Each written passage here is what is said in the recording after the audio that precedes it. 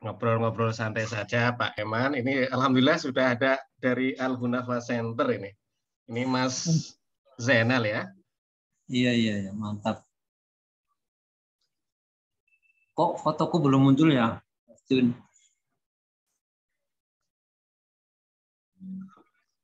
Gimana Mas Jun, jelas? Suara aku jelas? Suara jelas. Suara Jelas ya? jelas diterima. Oke, siap. Oke.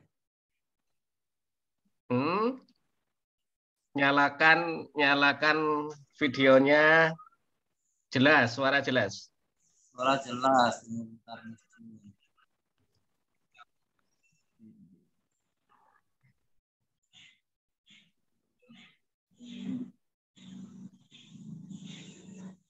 Aha.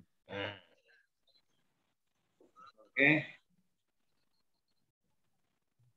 Sudah berapa pesertanya, Mas Jun? Baru Al Hunafa.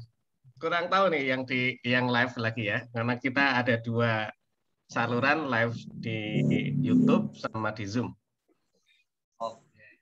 Kita santai-santai aja lah, Mas Eman. Hah? Siap, siap.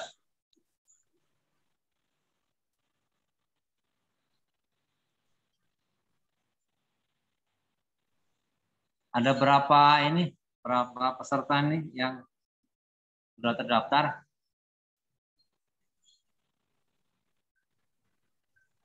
Halo? Oke. Kita mulai saja ya, Pak Eman ya. Ya, bisa. Ya. Bismillahirrahmanirrahim. Selamat siang dan salam sejahtera bagi kita semua. Sahabat Kebun Berkah. Hari ini kita mencoba mengadakan ngobrol santai bersama Kebun Berkah yang pertama kali. Nah, ini sekaligus uji coba. Mudah-mudahan lancar ya. Nah, ini baru uji coba dan kita amatiran ini. Amin. Nah, hari ini alhamdulillah sudah ada narasumber dari PT NASA. Beliau adalah Bapak Sulaiman. Beliau di PT NASA menjabat sebagai manajer area Bungo, Sumatera Selatan. Jambi. Jambi ya, mohon maaf. Ya, Nah, Jambi. beliau akan mengobrol dengan kita terkait tema bagaimana cara pemupukan dan pengendalian hama tanaman secara organik. Nah, beliau ini adalah seorang praktisi terkait pemupukan dan pengendalian hama tanaman.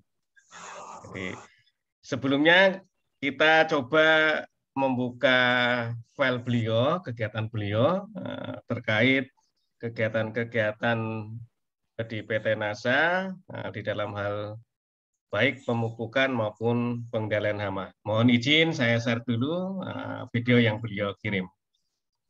Iya, siap.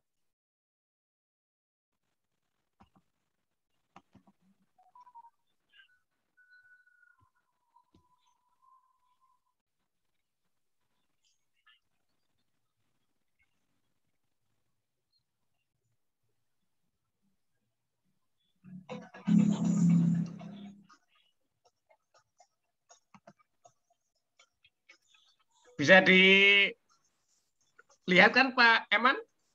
Bisa dilihat, bisa. Sip. Cuman nggak full ya layarnya ya. Ya ini langsung dari HP, yang dari laptop nggak bisa nih, nggak tahu. Oh, iya, nggak apa-apa.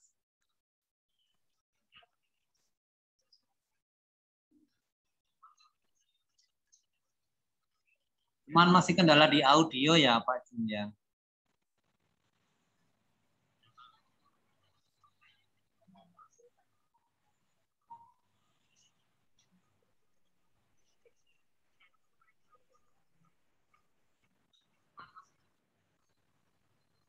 Ya benar Pak Eman. Mudah-mudahan nanti waktu ngobrol santai yang kedua sudah bisa kita kendalikan ini.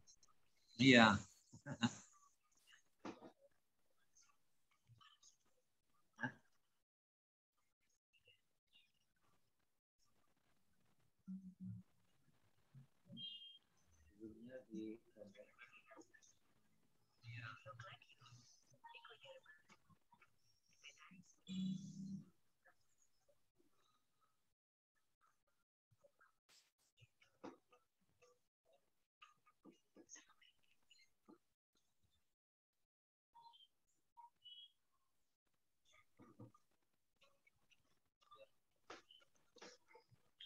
Beliau satu-satu.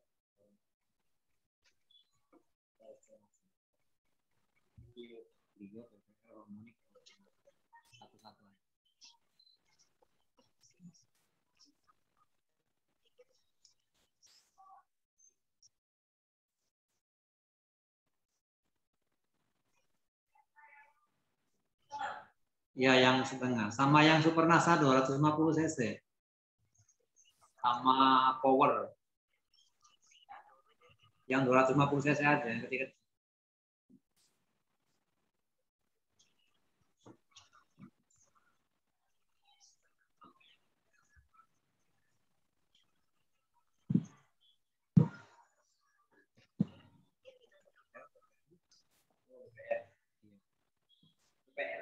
Harmonik, karena harmonik.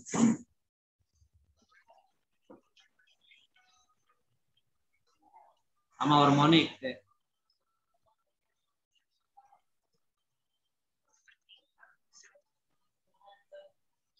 Harmonik. Ya.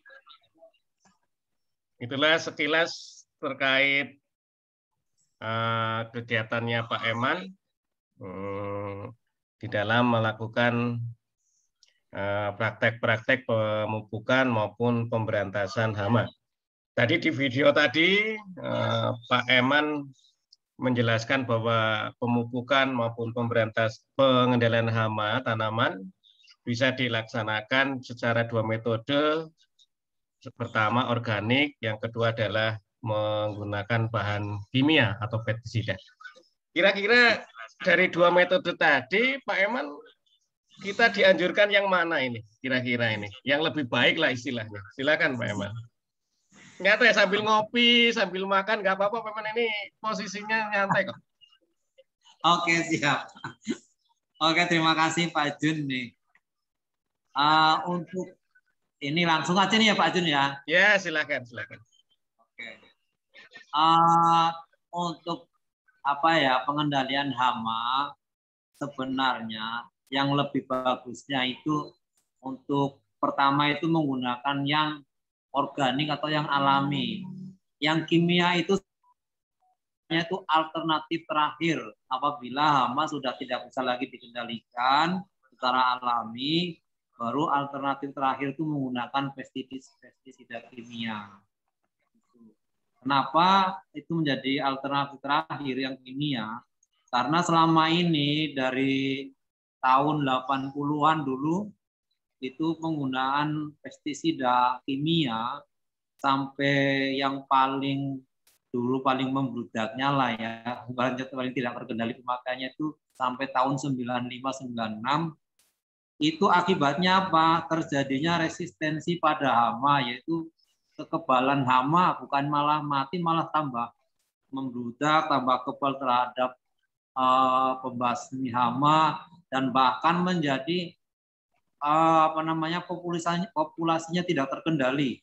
Bahkan yang tadinya tidak menjadi hama seperti keong emas, kemarin kan keong emas sebenarnya kan bukan hama, karena populasinya tidak terkendali akhirnya jadi hama. Ini akibat dari penggunaan pestisida kimia yang tidak secara terus-menerus.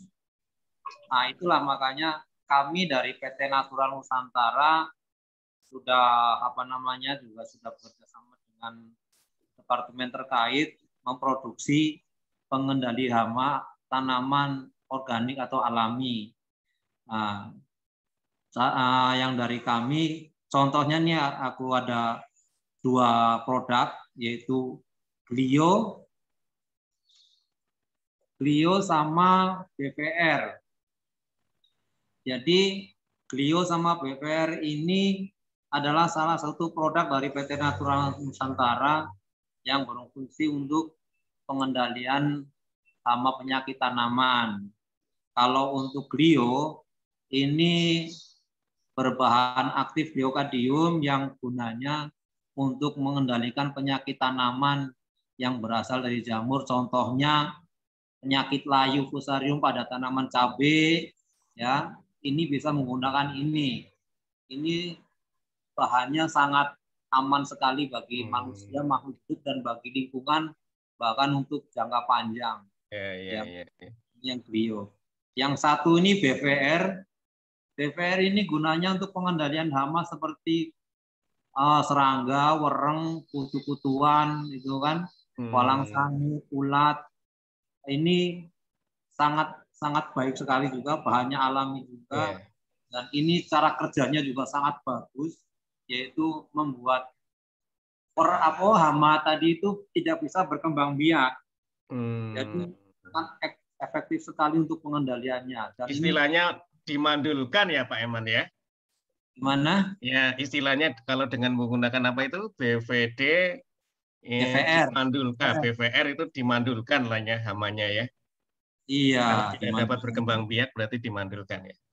Ya betul.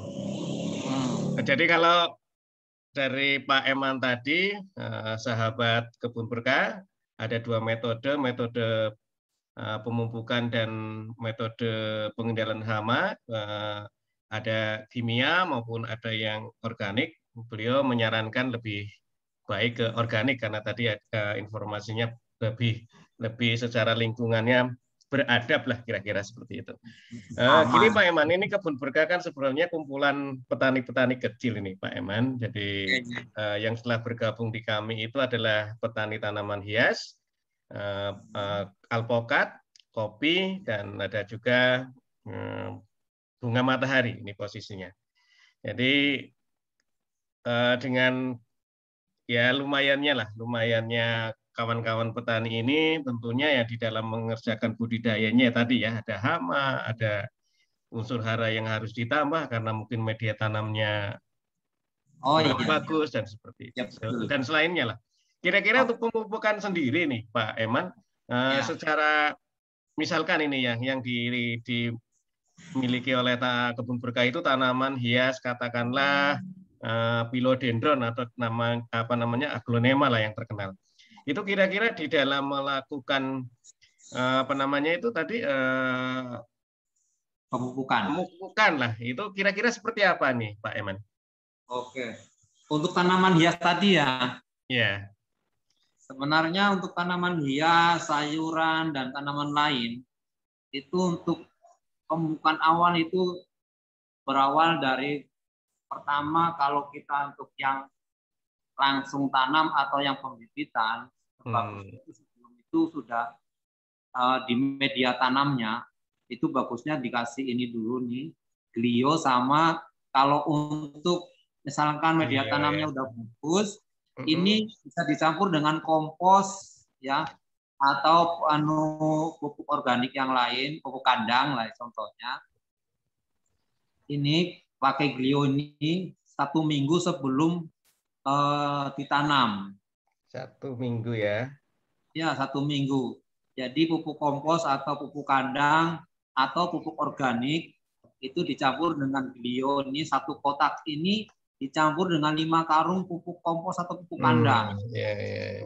Untuk 5 karung, nanti setelah seminggu baru ditanam lah ya. Ini campurannya ini didiamkan selama seminggu dulu Pak Jun. Oke, berarti sebelum ditanam itu tanaman hiasnya maupun tanaman holti yang lainnya, cabai dan lain sebagainya itu intinya disimpan dulu 1 minggu ya, dibiarkan dulu lah, dibiarkan dulu selama 1 minggu. Oke. Terus setelah misalkan tanaman usianya berangsur-angsur menuju panen, itu kan ada tahapan-tahapan. Syukur-syukur sih tidak perlu lagi menggunakan pupuk tambahan lah ya, atau mungkin tidak perlu lagi organik-organik lain yang untuk mengendalikan hama syukur-syukur itu. Tapi kalau misalkan terjadi ini seperti apa ini Pak Eman pengalamannya? Seandainya nanti ya kadang-kadang kan gini Pak Jun, namanya pupuk kompos dan pupuk kandang itu kan dia kan membawa penyakit juga kadang-kadang kan. Terus kandungan unsur haranya juga tidak semaksimal apa yang sudah kita produksi ya Pak Jun ya. Contoh nih, dalam 1 ton pupuk kandang atau pupuk kompos itu kita ya perbandingannya kandungan unsur haranya ya nih Pak Jun ya, itu dengan produk kami yang namanya Supernasa ini cuma 1 kilo Pak Jun. Perbandingannya ya 1 ton pupuk kandang itu ya kandungan unsur haranya itu sama dengan 1 kilogram pupuk Supernasa yang kami produksi ini Pak Jun. Jadi kalau saran saya supaya nanti kedepannya nggak nambah-nambahin lagi, supaya kandungan unsur hara, nutrisi, makro, mikro gitu kan udah tercukupi sama enzim segala macam, gunakan ini Supernasa atau yang terbaru Supernasa granul modern yang tarungan 10 kilo dari produk dari kami. Itu lebih efektif, lebih efisien, dosisnya sedikit, dan apa namanya tuh, tapi untuk pemenuhan kebutuhan unsur makro, mikro, nutrisi, enzim dan lainnya itu terpenuhi.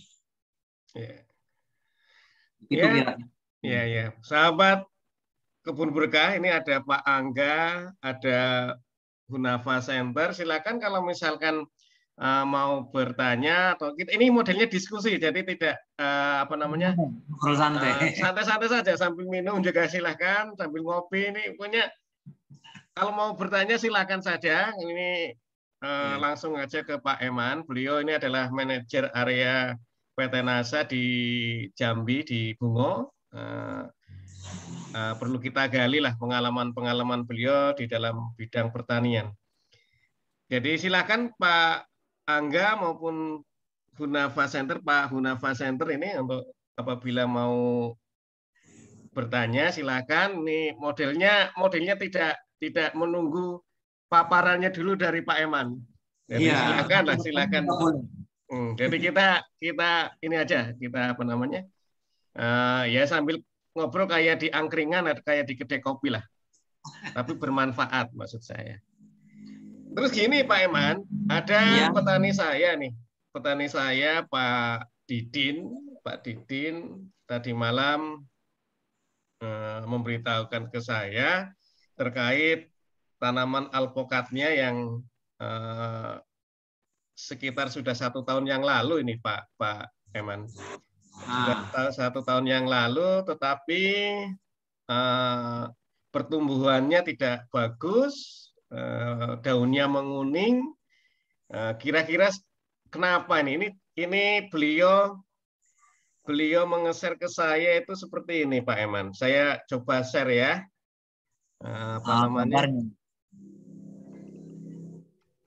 Bentar, saya share.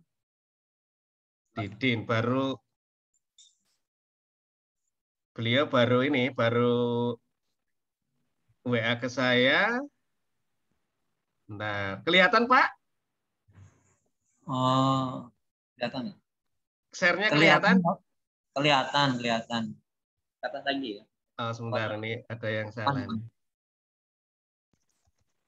Kebun Berkah.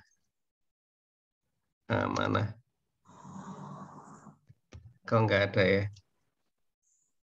Nah, ini bentuknya kayak gini Pak Eman.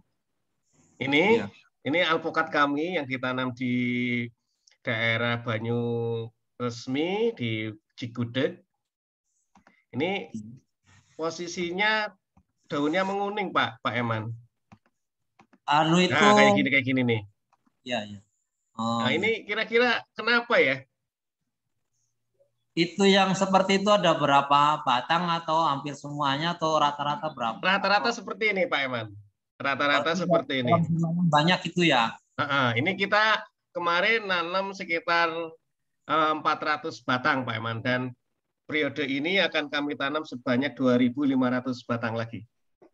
Anu lahannya lahan apa, Pak Jun? Maksudnya Lahan tanahnya? mineral apa lahan anu apa gitu tanahnya itu apa Tanahnya perpadu bentuknya seperti ini. atau gimana apa lahan payau Bukan, ini lahan pekarangan Tegalan, Pak Eman. tegalan anu kayak di perbukitan ya. Iya, benar. Berarti lahan mineral ya. Iya, benar, Pak. Jadi posisi alpukatnya seperti ini nih. Rata-rata kuning daunnya, terus apa namanya? Kalau tanah kelihatannya bagus, Pak Eman. Dan Bagus. kerdil. Nah, ini sudah 2 tahun ini posisi bibit ini sudah 2 tahun. Namun pertumbuhannya seperti ini nih, Pak Eman. Ya. Nah. Sudah pernah dicek anu ini enggak? Anu apa namanya pH tanahnya, Pak Jun? Oh, belum ini Pak Eman. Oh, belum pernah dicek ya? Belum sama sekali. Maklumlah, kami kan petani-petani kecil, Pak Eman. Nah, jadi, lah ini kayak gini nih. Ini Tapi adalah petani kami nih. Alatnya punya ya Pak Jun ya untuk ngecek kadar pH tanah, punya alatnya ya? Belum. Kalau perlu diberitahu ke kami nanti kan apa menggunakan alat apa, pH meter atau apa gitu ya? Ya, itu ada yang murah kok, paling 100 ribuan harganya Pak Jun. Oh, siap. Ya. Itu nanti diukur dulu nanti pH tanahnya berapa. pH. Normalnya biasanya kan 6,5 sampai 7,5 pH-nya tuh. Oke. 6,5. Kalau di bawah itu atau di atas itu nanti untuk menetralkannya itu bisa pakai dolomit atau kisrit. Itu kalau di bawah 6,5 pakai dolomit. Dia di bawah atau di atas itu kan gunanya dolomit atau kisrit itu kan untuk menormalkan itu kan. Oh iya. Kalau sudah itu, tapi dicek dulu pH tanahnya benar dicek. Terus nanti dosisnya juga jangan terlalu banyak. Paling kalau untuk satu pohon paling kalau untuk pohon alpukat ya setengah kilo lah paling dosisnya. Ya. Dan ditaburkan itu kan jangan lebih dari itu. Setelah itu nanti gunakan itu pastikan kekurangan ini unsur M. Salah satunya Mg itu. Membuat apa namanya daun kuning itu kan. Mg ya Pak ya. Iya, itu pertumbuhannya kurang itu kan. Terusan unsur N-nya juga kurang. Itu nanti bisa dipenuhi Pak Jun. Itu kalau misalkan dalam jumlah banyak itu bisa menggunakan supernasa granul modern. Nah, itu dosisnya itu 250 cc per batang. Ya. Oke. Itu lengkap nanti kandungan unsur haranya di situ udah lengkap itu. Oke. Jadi ya kurang lebih bahwa dengan melihat tanda-tanda tanaman alpukat tadi yang daunnya kuning, kemungkinan besar adalah pH-nya ya Pak Eman sama dengan kekurangan unsur hara Mg dan N gitu ya Pak ya. Iya. Oke, nanti kami kebetulan ini Pak Didin mau ikut cuman nggak tahu ini posisinya masih di lapangan atau gimana. Nanti akan kami sampaikan. Beliau adalah masuk di Kebun Berkah juga, bergabung dengan kami mengembangkan alpukat. Terus gini Pak Eman, ini juga ada pertanyaan lagi nih yang ke saya melalui WA terkait tanaman hias. Tanaman hias terutama aglonema nih Pak Eman. Iya. Kebetulan terkena kayak semacam apa ya namanya itu yang putih-putih itu loh. Oh, kayak jamur itu ya? Kayak semut putih itu membawa itu daun. Kadang-kadang nempel di daun, di batang yang akhirnya ya merusak tanaman tadi. Iya. Kutu mungkin Pak ya? Apa ini Pak Angga? Kutu mungkin ya? Iya, kutu benar. Kutu yang warna putih ya Pak ya? Iya, sayang beliau nggak mengeser fotonya jadi. Tapi pertanyaannya begitu, jadi tanaman aglonemanya dia, beliau petani di Jeruk ini, gabung dengan Kebun Berkah sejak Februari. Jadi tanaman aglonema beliau itu terkena kutu putih gitu. Kutu Iya, iya. putih. Akhirnya ya aglonemanya rusak. Ya kodarullahnya bisa mati. Itu cara mengatasinya gimana itu? Ini pertanyaan beliau, Pak Eman. Silakan, Pak Eman. Cara mengatasinya menggunakan ini BVR. BVR ini BVR nanti dicampur 1 sendok makan itu, dicampur dengan 1 tangki semprot itu, nanti disemprotkan aja cara mengatasinya. Apabila tanamannya sudah rusak, itu nanti bisa dicampur dengan hormonik, Pak Jun. Ya. Nah, saya campur untuk mengembalikan kesuburan tanaman. Nah, untuk mengatasinya yang kutu-kutuan tadi itu atau yang disebabkan oleh serangga atau kencing serangga segala macam, ini menggunakan BVR.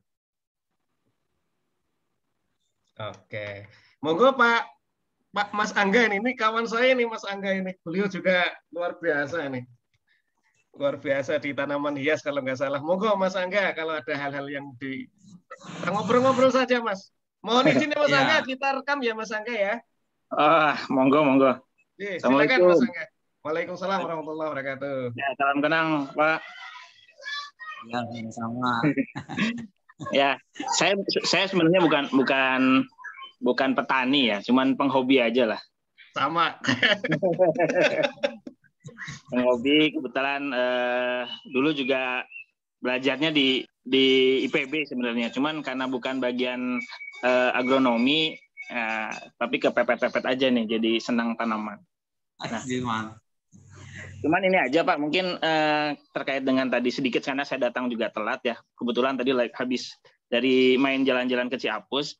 Nah ini ada tadi yang disampaikan tadi, apakah secara distribusi yang tadi media atau apapun yang tadi disampaikan itu mudah didapatkan Pak ya? Karena kalau petani kecil itu kan kadang-kadang terkait dengan distribusi obat-obatan atau pupuk dan sebagainya kan kadang-kadang agak sulit ya. Nah, mungkin ada nggak alternatif lain terkait dengan bahan-bahan yang mudah didapatkan? Itu yang pertama. Kemudian yang kedua yang terkait dengan tanah tadi atau media tadi, emang betul mungkin kita juga harus melakukan kajian dulu ya terhadap struktur atau unsur hara di dalam media tanam supaya kita tahu apa yang harus perlu ditambahkan gitu. Karena kalau asa mungkin tambahkan kapur atau dolomit, tetapi kalau basa mungkin ditambahkan bahan-bahan yang bersifat asam supaya netral. Nah itu mungkin juga bagaimana supaya petani-petani kecil itu juga dapat, jangan sampai sudah modal kecil gitu ya, kemudian rugi besar karena akibat sesuatu hal yang emang di awalnya belum dipikirkan gitu. Saya kira itu penting sekali gitu, karena perencanaan di awal kita kan sekarang banyak bantuan dan sebagainya, tetapi apakah betul cocok itu media tanam, kemudian lingkungan itu juga menjadi bahan gitu. Saya kira itu, karena saya jujur aja di rumah itu mencoba, awal mulanya senang anggrek, kemudian sekarang ke aroid gitu ya. Aglonema udah almarhum semua saya karena tadi banyak sekali tantangan, ternyata aglonema nggak cocok gitu ya. Jadi akhirnya belajar juga gitu, belajar dari pengalaman. Saya kira itu sih catatan saya tadi. Silakan Pak Eman. Iya. Ini untuk yang pertama tadi pendistribusian ya. Iya, Pak Eman. Untuk bahan-bahan tadi. Pendistribusian insya Allah kami bisa didapatkan di mana saja bisa. Nah, cuman kita tidak melalui agen-agen resmi atau mitra-mitra distributor resmi yang bisa menyediakan barang ini. Karena tidak tersedia di warung-warung di toko-toko pertanian biasa, kami tidak menyediakan di situ. Terus untuk untuk alternatif tadi ya, yang kedua ya, Pak Jun. Ya tadi kan Pak Angga tadi bercerita terutama bahannya mudah dibeli atau enggak, mungkin juga termasuk harganya lah, karena kita kan petani-petani kecil lah. Sehingga produksinya jangan sampai mahal, tapi nanti ketika dijual lebih rendah jadinya kan mereka rugi. Intinya tadi ya distribusi dalam artian harga dan dalam artian mudah untuk mendapatkannya. Untuk ya, area Bogor ini gimana Pak Mas Eman? Ini kita kan bisa. Mas Angga juga di Bogor ini. Kebetulan tetangga saya. Jadi kebun saya ada di Cijeruk, Pak Mas Angga. Udah pernah ke sana belum Mas Angga? Belum Pak. Pandemi ini masih ini saya masih belum kemana-mana. Oh nggak apa-apa.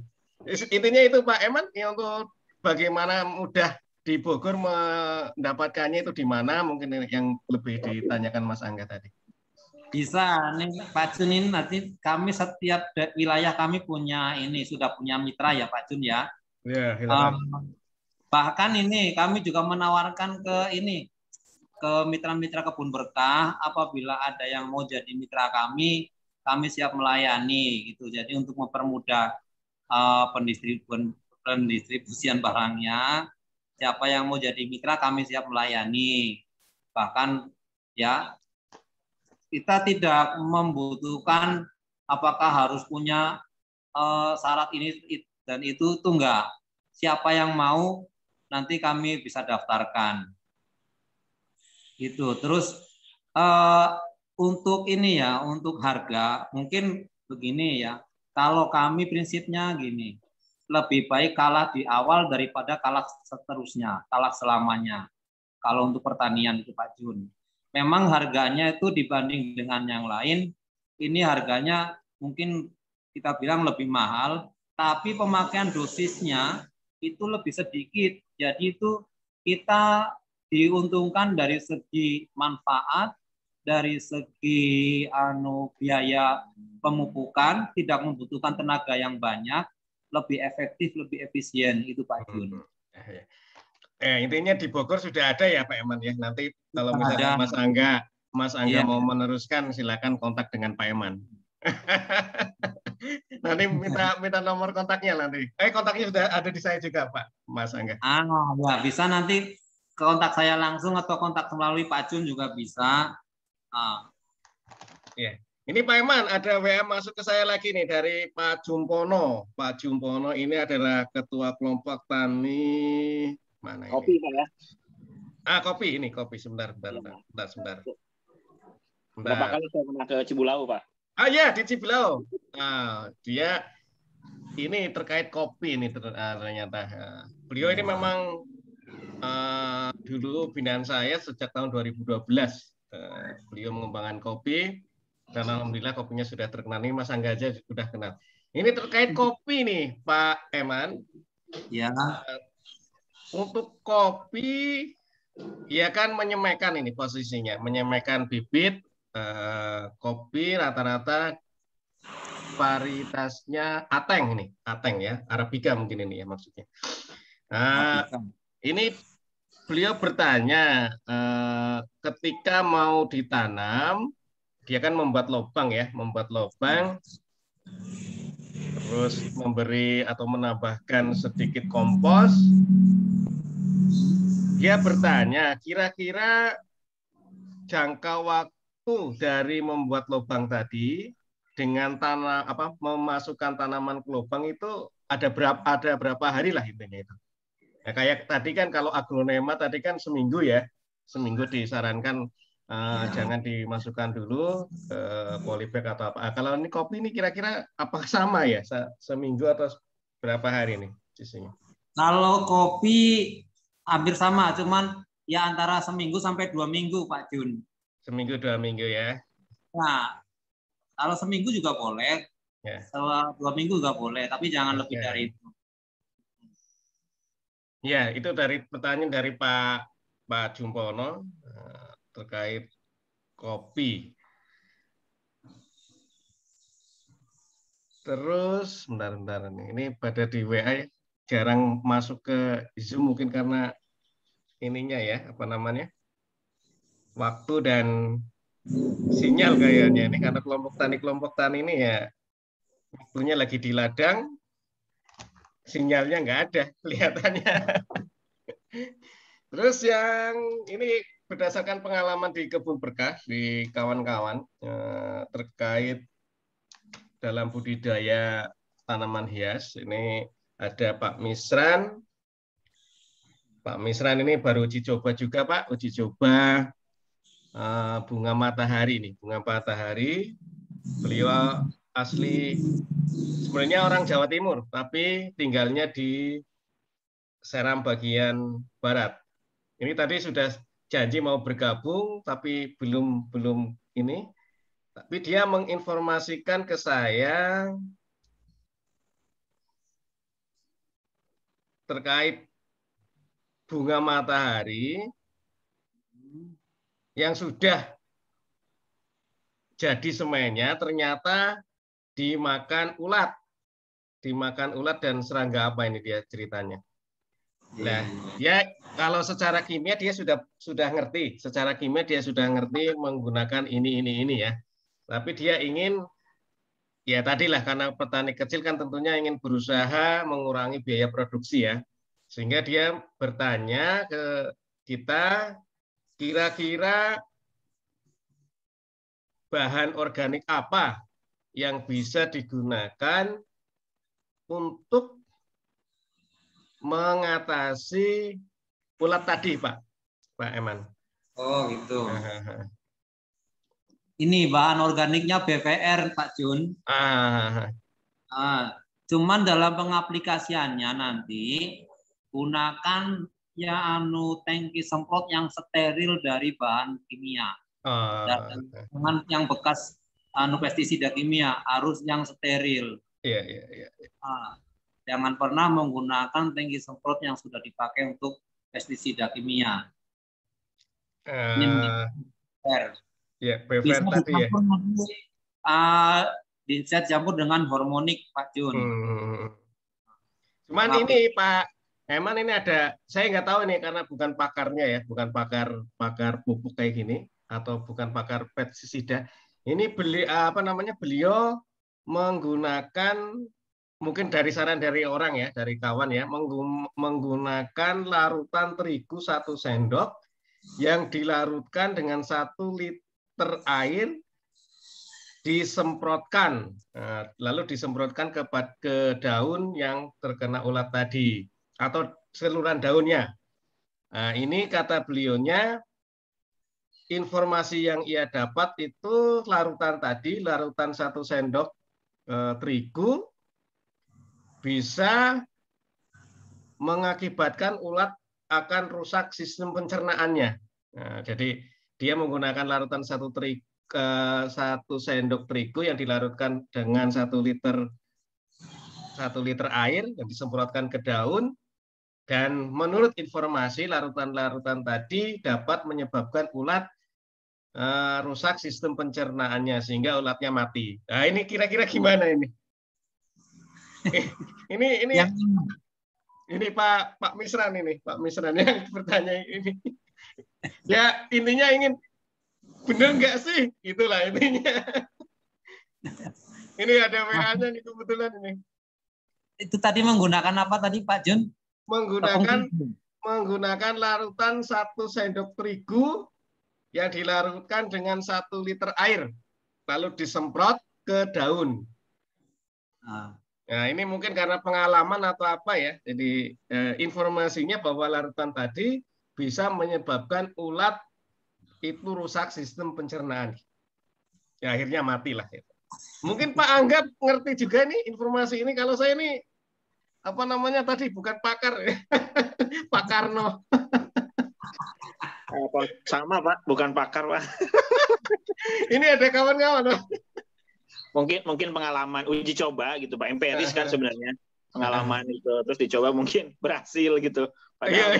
Padahal mungkin bukan itu gitu ya. Karena kalau pati itu kan pati ya, pati kayaknya nggak tahu tuh hubungannya sama pemecahan itu serangga.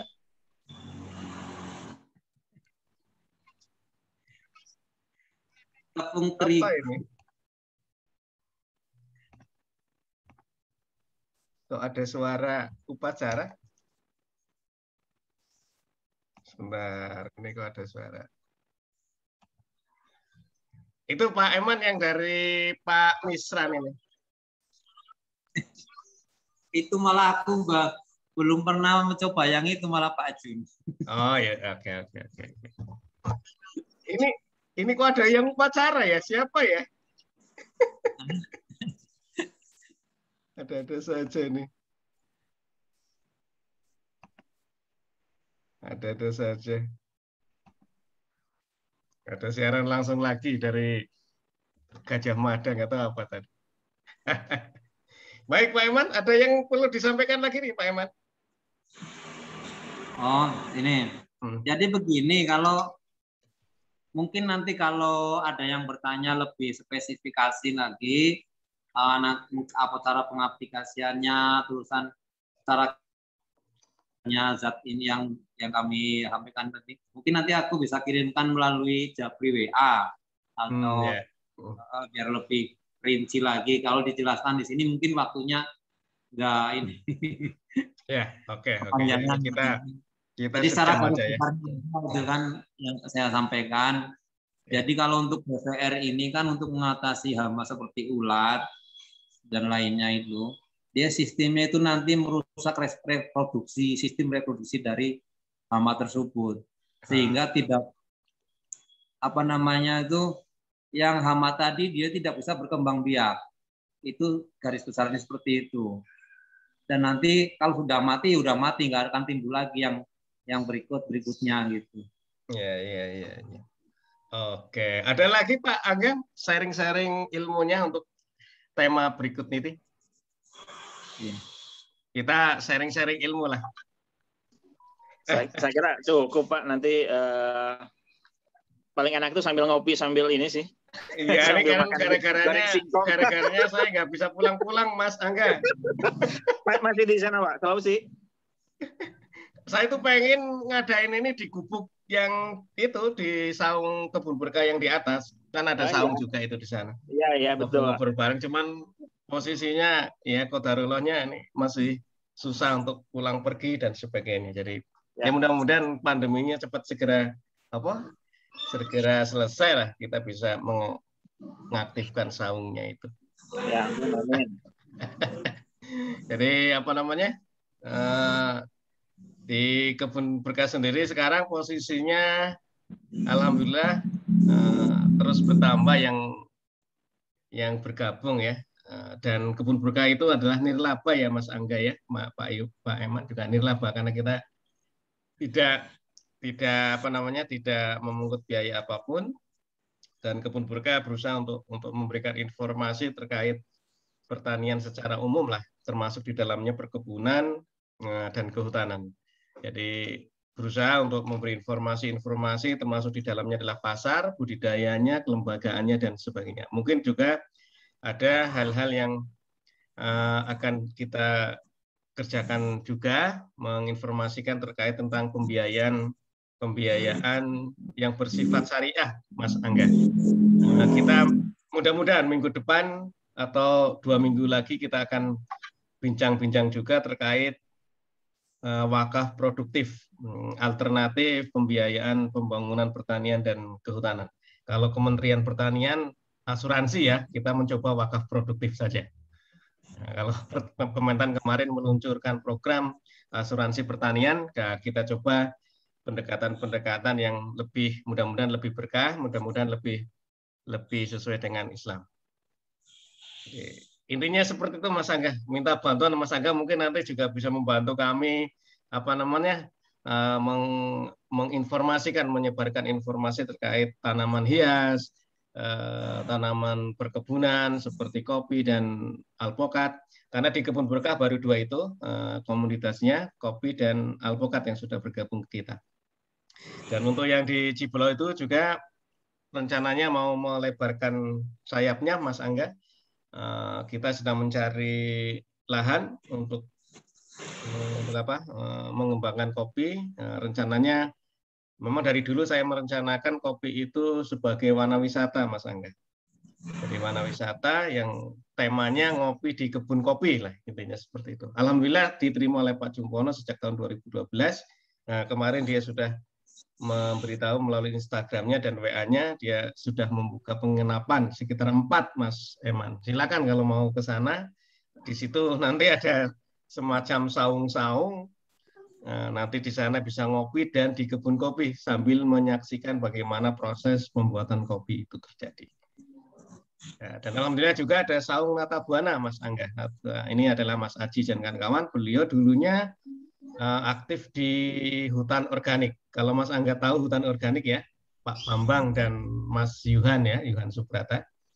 Beliau mengembangkan lebah madu sekaligus jadi edukasi madu di Megamendung juga. Nah, saya berpikiran mudah-mudahan ke depannya bisa diintegrasikan kopi, alpukat, tanaman hias bisa jadi bukan saja hanya menjual produknya, tapi menjual keindahannya.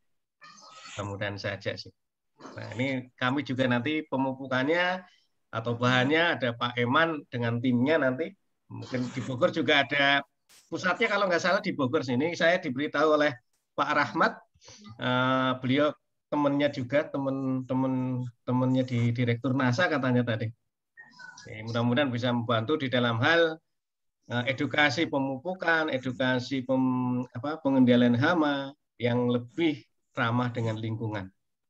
Jadi kita eranya sekarang mencoba untuk beralih dari pengendalian hama atau menggunakan sarana-sarana penyubur lainnya yang awalnya dari pestisida lah, dari bahan-bahan kimia, mencoba untuk beralih ke bahan-bahan organik. Tadi kayak petani saya Pak Misran menginformasikan tadi pemberantasan ulat dengan larutan tepung terigu. Ini kan kita juga baru tahu juga ini ilmu-ilmu kayak gini. Tapi mudah-mudahan ke depan ilmu-ilmu yang masih tarafnya di petani-petani bisa dibuktikan atau diperkuat dengan penelitian-penelitian yang bisa membuat lebih percaya lagi oleh petani-petani yang lain.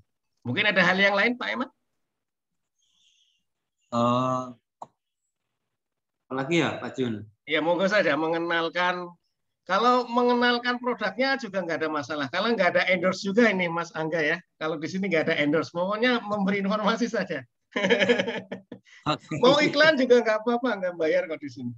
Ya, kalau ada nanti ininya Pak terkait dengan informasi tadi katalog produk atau apa gitu kan juga mungkin bisa diinformasikan nanti ke teman-teman gitu kan. Sudah ada sama Pak Jun itu. Aku kirim website produk agrokompleknya itu sudah aku kirim ke Pak Jun. Atau nanti kalau seandainya mau langsung ke saya, Japri juga bisa minta nomor WA-nya sama Pak Jun. Siap. Untuk pokoknya untuk produk NASA ini insya Allah kalau untuk mendistribusian barangnya itu insya Allah amanah, cepat, dan ready stok barangnya. Oke, Pak Eman. Kalau ada hal yang lagi, Mas Angga tukar pikiran nih. Harusnya memang di hutan sebenarnya, atau di saung, atau di sawah, atau di kebun lah ya. Ngobrol kayak gini ini lebih enak. Ada kopi hitamnya, ada pisang gorengnya, ada singkong rebus dan sebagainya. Tapi ini malah ya, kondisi seperti ini. Silakan Mas Angga, ada yang lain. Cukup kali Pak, di saya sudah mau menjelang zuhur. Oh iya, ya saya mohon maaf juga karena pemilihan waktunya ya Pak Eman. Saya waktunya Indonesia Timur 2 jam terlebih dahulu. Jadi kemarin sempat diskusi ini enaknya gimana ya. Tapi ya kita untuk ngobrol santai pertama ini menjadi pembelajaran yang baik lah untuk kedepannya, karena rencana saya sendiri di Kebun Berkah akan mencoba merutinkan acara ngobrol santai terkait informasi-informasi seputaran pertanian secara umum, kehutanan, perkebunan maupun pertaniannya sendiri. Mungkin itu ya Pak Eman, kalau tidak ada yang perlu kita obrolkan bareng, saya mengucapkan terima kasih. Mohon izin, tadi kebetulan sebenarnya saya live-kan di YouTube, tapi kok suaranya saling bertengkar. Jadi saya matikan yang di YouTube. Nanti saya mohon izin rekaman ini saya upload ke YouTube. Mohon izin ya. Siap. Boleh. Oke, terima kasih sekali Pak Eman. Mudah-mudahan apa yang kita obrolkan ini bermanfaat untuk kawan-kawan petani, dan mudah-mudahan Pak Eman nanti juga tidak males-males untuk membantu kami lah, para kawan-kawan di Kebun Berkah. Ya, akhir kata, wabillahi taufiq wal hidayah. Assalamualaikum warahmatullahi wabarakatuh. Salam. Waalaikumsalam. Marudun. Terima kasih Pak Man. Ya. Izin pamit. Mangga. Assalamualaikum. Waalaikumsalam warahmatullahi wabarakatuh. Oke, Pak